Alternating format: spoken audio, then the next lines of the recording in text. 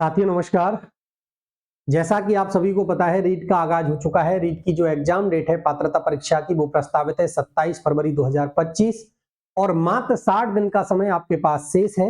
और जैसे जैसे एग्जाम की डेट नजदीक आती है तो विद्यार्थियों के मन में कुछ सवाल पैदा होते हैं, जैसे कम समय में जो टाइम मैनेजमेंट को लेकर, एक सिलेबस के कंप्लीट को लेकर कि जो कम समय रह गया उसमें सिलेबस को कैसे पूर्ण करें, सिलेबस के साथ साथ हम रिवीजन भी कैसे कर पाएं, और ये जो मात्र 60 दिन शेष रह गए इनमें किस तरह की रणनीति को हम फॉलो करें कि जिस भी एग्जाम की हम तैयारी कर रहे हैं उसमें अपनी सफलता सुनिश्चित करें। एक सबसे बड़ा जो सवाल है वो है, जिन विद्यार्थियों ने पिछली बार रीट का पात्रता परीक्षा एग्जाम पास कर रखा है और किन्हीं कारणों से वो अध्यापक बनने से वंचित हैं, जिनके मार्क्स 110, 115, 120 के आसपास हैं, तो वो दोबारा रीट की पात्रता परीक्षा दें या नहीं दें। इन सारी बातों पर डिस्कस करने के लिए मैं हूं लोकेश डागोर और आप देख रहे हैं पॉलिटी गुरुजी यूट्यूब चैनल। देखो, इन सब बातें जो है ना आज की सेशन की, उन सब बातों को मैं आपकी तरह बेरोजगार होता और मैं स्वयं को आपकी जगह रखकर अगर मेरी एग्जाम 27 फरवरी 2025 को होती तो वे कौन कौन सी बातें हैं जिनको फॉलो करता, उन सारी बातों पर डिस्कस करेंगे। सबसे पहले जो मोस्ट इंपॉर्टेंट आज का टॉपिक है, जिस बिंदु पर हम बात करेंगे, वो है रीट पात्रता परीक्षा जो पास विद्यार्थी हैं और जिन्होंने पहले पास कर रखा था, किन्हीं कारणों से अध्यापक बनने से वंचित रह गए, उनको दोबारा रीट की पात्रता परीक्षा देनी है या नहीं देनी है। चलते हैं सेशन में सबसे पहले बिंदु को और देखो, सबसे पहले मैं बात करूंगा रीट प्री पर। एक मिनट, यस, रीट प्री और रीट प्री की जो आपकी एग्जाम डेट है वो कब है? 27 फरवरी 2025। अब मात्र ये 60 दिन शेष रह गए हैं और इन 60 दिनों में सबसे बड़ा जो सवाल है वो यही है, ज्यादातर स्टूडेंट्स यही पूछ रहे हैं कि सर हमने ऑलरेडी कर रखा है रीट पास, तो हम दोबारा एग्जाम दें या नहीं दें। अब थोड़ा सा हम प्री पर चलें और इधर मेंस पर चलें। अब अगर आपने पहले ऑलरेडी ये पास कर रखा है तो आपकी तैयारी क्या होनी चाहिए? मेंस की। यस या नो? यस ना? मतलब इस मेंस की आप तैयारी कर रहे हैं और जब आप सिलेबस पर नजर डालोगे तो इसमें 60 से लेकर 70% जो सिलेबस है आपका, वो किसका है भाई? प्री का है।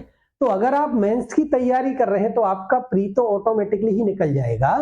और आप जिस एग्जाम की तैयारी कर रहे हैं ना, आप जब सिलेबस देखोगे ना, तो ये सिलेबस कोई हल्का मोटा पतला सिलेबस नहीं है, इसको हल्के में नहीं लेना है।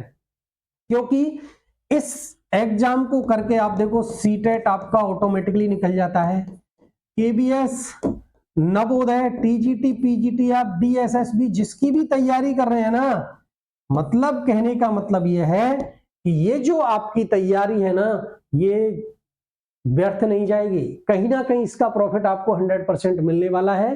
तो तैयारी बिल्कुल मेंस की आप करेंगे। फॉर्म आपने फिल कर दिया है, कोई बात नहीं है, आप मेंस की तैयारी करें और मेंस की तैयारी के साथ आपका ऑटोमेटिकली प्री निकलने वाला है। बिल्कुल आपको कहीं घबराने की आवश्यकता नहीं है।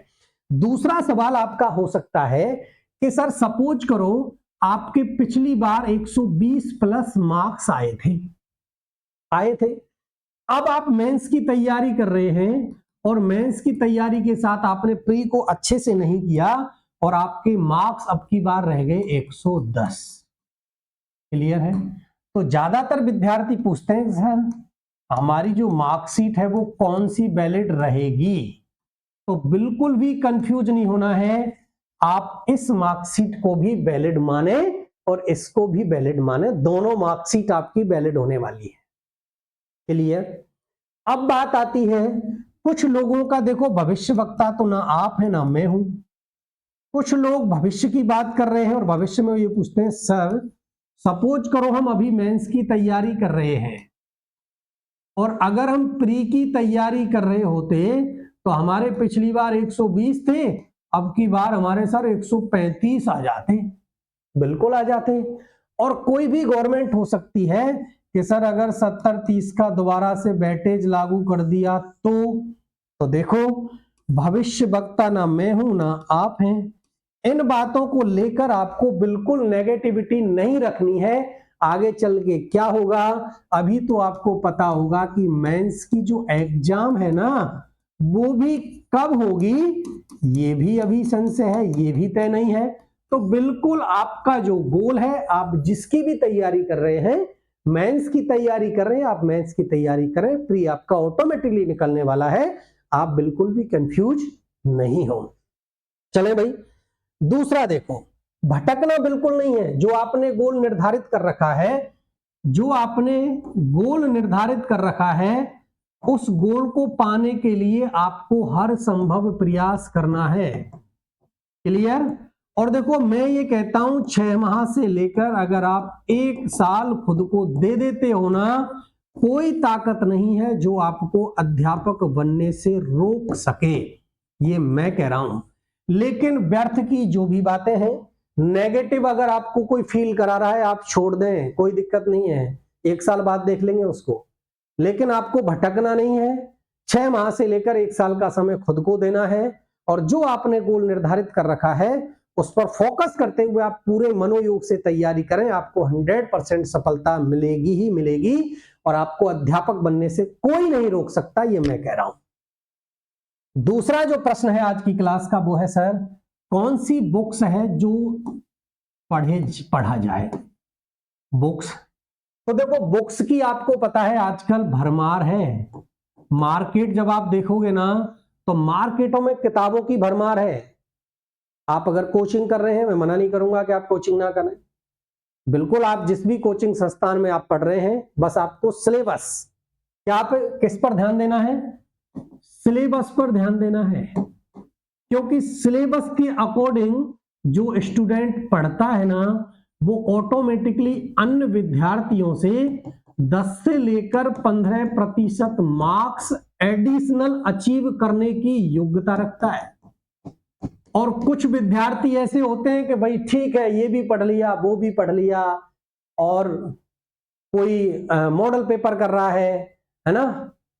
इन सारी बातों को अगर आपको ऐसा नेगेटिविटी फील हो रहा है कि मैंने ये चैप्टर था जिसको कंप्लीट कर लिया, अब मैंने पीवाईक्यू या एमसीक्यू किए एग्जाम से कुछ दिनों पहले, ऐसा ही होता है कुछ विद्यार्थियों के साथ।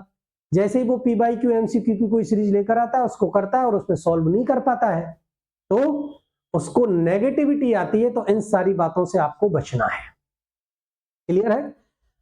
सिलेबस के अकॉर्डिंग आपको पढ़ाई करनी है। जो भी सिलेबस माध्यमिक शिक्षा बोर्ड राजस्थान अजमेर के द्वारा निर्धारित कर रखा है, वो आपके टेबल पर होना ही होना चाहिए। टेबल पर होगा, टेबल पर आप पर डे जो भी आप सिलेबस में कंप्लीट करते जा रहे हैं उसको टिक करते जाएंगे कि ये मैंने कंप्लीट कर लिया है। एक आप पर डे का गोल सेट करेंगे। क्या करेंगे? गोल सेट करना है। जैसे सपोज करो अभी आपका कोई मैथ्स का टॉपिक है, या अभी आपका कोई हिंदी का टॉपिक है, आपने कोई डेट डिसाइड कर दी कि टुडे आज 31 दिसंबर है और मुझको ये मैथ्स, हिंदी और ये संस्कृत जो भी आपकी लैंग्वेज सेकंड या ईवीएस या साइकोलॉजी का जो भी चैप्टर कंप्लीट करना था, उसको बिना कंप्लीट करे आपको सोना नहीं है। क्लियर? जो भी आपका टारगेट है आज का, उसको अचीव करना है हर हाल में। अब चलते हैं बुक्स पर भाई। अब एक मिनट जी, बुक्स की अगर मैं बात करूं तो जैसा कि मैंने अभी आपको बताया था, मार्केट में भरमार है। मैं किसी भी गाइड को सजेस्ट नहीं करूंगा कि मैं इसका प्रचार कर रहा हूं, लेकिन हाँ, मैंने मेरे अनुभव से, मेरे तजुर्बे से जो मुझे अच्छा लगा है वो जरूर मैं बताऊंगा। तो सबसे पहले हम चलते हैं भाई L1 पर। लेवल 1 की बात करें, आपके 150 क्वेश्चन होने हैं और मार्क्स आपके निर्धारित हैं 150। किस किस प्रकार होंगे? सबसे पहले मैं बात करूं लैंग्वेज फर्स्ट, जो आप चयन कर सकते हो, हिंदी या जो भी आप चयन करें। इसके 30 प्रश्न और 30 मार्क्स हैं। इसके बाद आपकी लैंग्वेज सेकंड है, और लैंग्वेज सेकंड के आपके 30 मार्क्स और 30 वो है। इसके बाद आपकी साइकोलॉजी है, और साइकोलॉजी के भी आपके 30 मार्क्स और 30 क्वेश्चन है। इसके बाद आपकी बारी आती है मैथ्स पर, और मैथ्स के भी 30 प्रश्न 30, और इसके बाद है ईवीएस आपका पर्यावरण अध्ययन, यह है आपका 150 का। क्लियर? अब देखो, जो आपको ज्यादा फोकस करना है वो आपको फोकस करना है यहां पर 4 पोर्शन पर, L1 वालों को। L1 वालों को ज्यादा समय आपको इन पर language first, language second, psychology और मैथ्स के लिए देना है। ईबीएस के लिए आपको कम समय देना है, क्योंकि ईबीएस जब आप प्रीवियस ईयर क्वेश्चन देखेंगे ना तो आपको समझ में आ जाएगा कम से कम 30 में से 20 प्रश्नों को करने की तो आप बिना पढ़े शायद योग्यता रखते होंगे, 15 प्रश्नों को करने की योग्यता रखते होंगे। साथ में आपको थोड़ा सा इसमें टीचिंग मेथड भी ऐड कर लेना है, टीचिंग मेथड का ध्यान रखेंगे, टीचिंग मेथड पढ़ना है। अब बात करें सर मैथ पर, तो मैथ पर देखो आरबीएससी राजस्थान बोर्ड की जो आपकी 6 से लेकर 8 तक की बुक है ना वो सफिशियंट है, इनको आपको पढ़ लेना है सिलेबस के अकॉर्डिंग। क्लियर है? सिलेबस के अकॉर्डिंग आपको मात्र 6 से लेकर 8 तक की बुक पढ़नी है मैथ्स में, और साथ में टीचिंग मेथड का भी ध्यान रखना है। बात करें सर साइकोलॉजी की, देखो साइकोलॉजी के लिए बुक की बात करें तो देखो आप अपनी पब्लिकेशन देख सकते हैं, आप वंदना जादौन पढ़ सकते हैं, है ना, बिल्कुल है ना, और आप वो चौहान पब्लिकेशन की आती है मंगल सर की, ये भी आप पढ़ सकते हैं। कोई भी गाइड आप एक ले लो, अच्छी गाइड है, बिल्कुल बुराई नहीं करूंगा, किसी के केस में बुराई है, बिल्कुल मार्केट में काफी भरमार है, खूब सारी गाइड है, लेकिन साथ में आप पीवाईक्यू और एमसीक्यू के भी कम से कम 15 प्रैक्टिस सेट लेकर आएंगे, और 15 प्रैक्टिस सेट आपको एग्जाम से पहले पहले क्लियर कर लेने हैं। साथ में पीवाईक्यू और एमसीक्यू सीरीज की मैं आपको सजेस्ट करूंगा। लैंग्वेज फर्स्ट की बात करें तो देखो लैंग्वेज फर्स्ट में ज्यादातर स्टूडेंट्स हिंदी को प्रेफर करते हैं, और हिंदी के लिए अपन की 9 से लेकर 12 के लिए एक बुक चलती है हिंदी व्याकरण एवं रचना प्रबोध, और एक ये भी बुक चलती है नवीन हिंदी व्याकरण एवं रचना, 9, 10, 11 और 12 के लिए। इन दोनों बुकों को आप पढ़ें। मेरा मानना यह है कि आप बिल्कुल घबराने की आवश्यकता नहीं है, क्योंकि देखो माध्यमिक शिक्षा बोर्ड अजमेर ही तो पेपर लेने वाला है, तो मैं सबसे बेस्ट आपको सजेस्ट करूंगा कि आपको सबसे ज्यादा जो बुक पढ़नी है वो आपके माध्यमिक शिक्षा बोर्ड राजस्थान अजमेर की पढ़नी है, एनसीईआरटी पैटर्न पर है। यह है आपका language first, language second, Sanskrit के लिए आप पढ़ सकते हो कोई भी बुक जो आपको अच्छी लगे, है ना। आप राम कुमार शर्मा जी की है ना, एक लोकेश शर्मा की भी बुक आती है, लोकेश शर्मा की भी बुक आती है, ये संस्कृत के लिए आप पढ़ सकते हो, है ना। राम कुमार जाट, एक किरण चौधरी मैम है, वो भी बहुत अच्छी पढ़ाती हैं संस्कृत, आप बिल्कुल इनकी बुक ले सकते हैं, और साथ में आप पीवाईक्यू और एमसीक्यू सीरीज भी साथ में करें। ये आपका L1। अब चले भाई L2 के एक बार पहले सिलेबस पर ध्यान दें। सिलेबस देखो सबसे पहले आपको मनोविज्ञान वही 150 मार्क्स होने हैं, और 150 प्रश्नों का पेपर होने वाला है, जिसमें से 30 मनोविज्ञान और 30 इसकी। इसके बाद हम बात करें भाषा फर्स्ट की। भाषा फर्स्ट में आप चयन किसी का भी करें, 30 प्रश्न रहेंगे, 30 मार्क्स रहेंगे। भाषा सेकंड में आप किसी भी भाषा का चयन कर सकते हैं, संस्कृत का, इंग्लिश का, जिसका भी है आप ये रहे। इसके बाद चलते हैं हम, देखो यहां जो सब्जेक्ट और सब्जेक्ट के लिए 60 प्रश्न और 60 मार्क्स, ये आपका है पैटर्न लेवल 2 का। क्लियर? लेवल 2 का ये पैटर्न है। मनोविज्ञान के लिए अभी जैसा कि मैंने आपको बताया, देखो अवनी पब्लिकेशन है, मैं किसी पब्लिकेशन को ना ज्यादा बढ़ाई कर रहा हूं, ना अच्छा बता रहा हूं, ना बुरा बता रहा हूं। साथ में आप जिस भी कोचिंग संस्थान में पढ़ रहे हैं, आप उस संस्थान के नोट्स वगैरह जो भी आप पढ़ते हैं, लेकिन मेरा मानना है कि आपको सिलेबस के अकॉर्डिंग एक एक चीज उंगलियों पर याद होनी चाहिए। अवनी है आपकी, वंदना जादौन मैम है, उनकी भी अच्छी गाइड आती है ना। मंगल सर है, सतीश मंगल सर, उनकी टीचिंग मेथड आप पढ़ सकते हो, बहुत अच्छे हैं, है ना। इसके बाद में बात करूं भाषा फर्स्ट की, तो भाषा फर्स्ट के लिए मैं सजेस्ट आपको यही बुक करूंगा। अगर आपने हिंदी का चयन किया है, आप हिंदी व्याकरण में रचना प्रबोध, आप साथ में व्याकरण में रचना ये भी, और साथ में आप पढ़ सकते हो, देखो एक वो राघव प्रकाश की बुक आती है हिंदी की, है ना, राघव प्रकाश, ये भी आप मार्केट से परचेज कर सकते हैं। अच्छी गाइड है, बहुत अच्छी गाइड है राघव प्रकाश की, बहुत काफी लंबे समय से चल रही है ना। तो ये भी एक अच्छी बुक हो सकती है आपकी लैंग्वेज फर्स्ट के लिए। क्लियर है?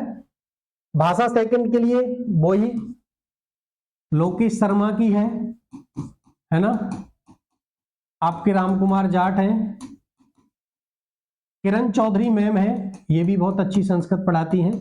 और आप जिस भी कोचिंग संस्थान में तैयारी कर रहे हैं उनके नोट्स के साथ आप अच्छे से तैयारी करें, बिल्कुल आपका सिलेक्शन हो जाएगा। सब्जेक्ट की अगर मैं बात करूं तो मैं आपको सजेस्ट करूंगा BSER अजमेर बोर्ड की जो NCERT की बुक्स हैं, जिसमें देखो एक तो राजस्थान अध्ययन है, क्लियर। ये जो राजस्थान अध्ययन है ना, ये आपको पढ़नी है, 6 से स्टार्ट हो जाती है राजस्थान अध्ययन, 6 से 12 तक, है ना, ये पढ़नी है।